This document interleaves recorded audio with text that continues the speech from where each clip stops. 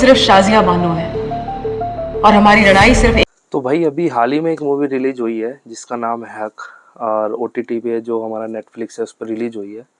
बहुत ही अच्छी मूवी है। अभी मूवी के बारे में अगर हम वन बाय वन रिव्यू करते हैं तो मूवी सबसे पहले मूवी जब स्टार्टिंग होती है तो स्टार्टिंग में हमें लगेगा कि यार यामी गौतम है और इमरान हाशमी है, तो कुछ ज़्यादा इतना अच्छा नहीं होगा, क्योंकि भाई ये बोलते हैं ना कि भाई हीरो के ऊपर या उसके ऊपर स्क्रिप्ट दी जाती है या उसी के ऊपर चयन होता है हीरो का। बट अगर आप मूवी देखोगे स्टार्टिंग में तो स्टार्टिंग में थोड़ी सी बहुत आपको स्टार्टिंग में चलेगी, ये होगा वो होगा, थोड़ी सी बोरिंग सी आपको फील होगा। लेकिन जैसे जैसे मूवी चलती रहती है और जैसे जैसे फर्स्ट हाफ उसका आता जाता है तो मूवी इतनी ही रोमांचक हो जाती है।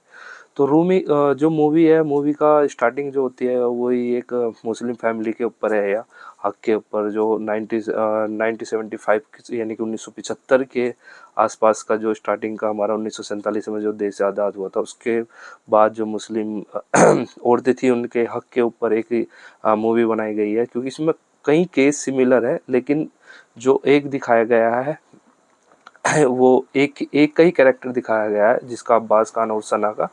तो उसमें स्टार्टिंग जो होती है कि भाई एक शादी करी, उसके बाद में शादी करने के बाद में उसका दो बच्चे हो गए, दो बच्चे होने के बाद में जब तीसरा बच्चा था तो उसने दूसरी शादी कर ली, जो इमरान हाशमी है जिसने अब्बास का कैरेक्टर इसमें प्ले किया है।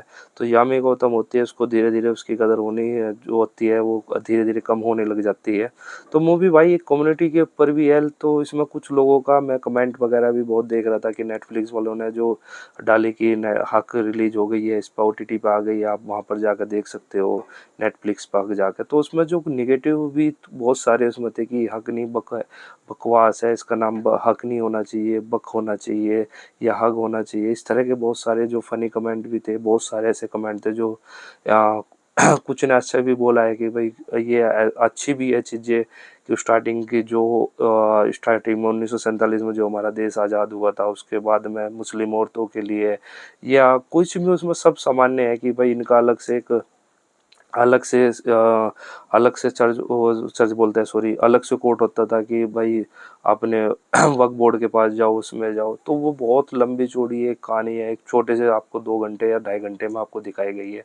तो उसके पास में यानी कि 1975 से लेकर 1900 मेरे ख्याल से 1900 से 1979 या 1980 के आसपास में चली, और उसके 5-6 साल बाद फिर इस केस चला सुप्रीम कोर्ट, हाई कोर्ट तक ये केस गया कि जो मेंटेनेंस होती है यानी कि डिवोर्स के बाद में अगर उसके बच्चे हैं या दूसरी जगह नहीं शादी करती है तो उसको देना पड़ेगा अपने उसको। तो बहुत ही अच्छा है भाई, उसमें कुरान के ऊपर भी बहुत अच्छी चीज़ें बताई गई है कि एक जो शरिया कानून है वो किसी वजह से लागू होता है। 3 तलाक के ऊपर बहुत सारी चीज़ें हैं कि 3 तलाक किस वजह से किस पर्पज़ से दे सकते हो आप, किस पर्पज़ से नहीं दे सकते। सेक्शन दिखाए गए हैं 125 वगैरह। तो भाई ओवरऑल अगर मैं बोलूँगा तो स्टार्टिंग में जो मूवी स्टार्ट होती है वही यामी गौतम और इमरान हाशमी स्टार्टिंग में शादी होती है, उनके बाद में 2 बच्चे हो जाते हैं। जब तीसरा बच्चा होने वाला होता है तो इमरान हाशमी दूसरी शादी कर लेता है। शादी करने के बाद में यामी गौतम की केयर कम होने लग जाती है।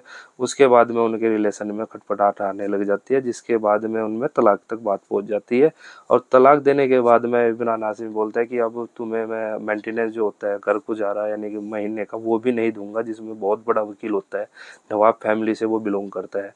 और उसके बाद में सारी चीज़ें जितनी होती है वो धीरे धीरे इतनी बढ़ जाती है कि जो वो कोर्ट तक चली जाती है, वक्फ बोर्ड के पास भी जाती है कि जो मेरा मेंटेनेंस है, हक है यानी कि महीने का बजट गुजारा है वो मुझे देना पड़ेगा। लेकिन वो इमरान हाशमी उसको देने के लिए मना कर देता है। उसके बाद में फिर लोअर कोर्ट जाती है, लोअर कोर्ट से हाई कोर्ट जाती है। दोनों जगह पर यामी गौतम इस केस को जीत जाती है। पहले 22 रुपये, फिर 127 रुपये महीने का खर्च गुजारा, लेकिन उसकी जो डिमांड होती है वो 400 रुपये महीना होते हैं। 400 महीना ना होता है तो फिर भी यामी गौतम बोलती है कि चलो 127 जितने मिल रहे उतना ठीक है। लेकिन वो जो लेवल होता है तो वो अलग ही पहुंच जाता है कि अगर आज इसने उठाया है क्वेश्चन, कल वो दूसरी उठाएगी, तो उसके चक्कर में वो इतनी बढ़ जाती है बात कि वह सुप्रीम कोर्ट जो भारत का सबसे बड़ा कोर्ट होता है वहाँ तक की बात पहुँच जाती है। और फिर भी जो वकील होते हैं उसकी दलीलें, जो यामी गौतम होती है जिसने सना का किरदार निभाया, वो खुद अपनी दलीलें पेश करती है। और दलीलें पेश करने के बाद में जज भी उसके हक में ही फैसला सुनाते हैं। तो यही एक हक मूवी है। तो भाई अच्छी मूवी है, अगर आप उसको ध्यान से देखोगे, ध्यान से समझोगे तो अच्छी मूवी है। कम्युनिटी वाइज जाओगे तो देखिए यार, उसमें तो यार चाहे कोई सा भी धर्म है, अलग अलग सबकी अलग अलग चीज़ें होती है। तो आज के टाइम में अगर वो चीज़ों के हिसाब से चलने लगे तो आज के टाइम में कुछ नहीं होगा। तो वहाँ से ना हट के जितने भी लोग अगर इस वीडियो को अगर कोई देखोगे तो उसमें कोई ऐसा कोई लेना देना नहीं है उसका। तो भाई मूवी बहुत ही अच्छी है भाई, बहुत मेरे को पसंद आई। चलो भाई मिलते हैं नई वीडियो में और नई मूवी के रिव्यू के साथ।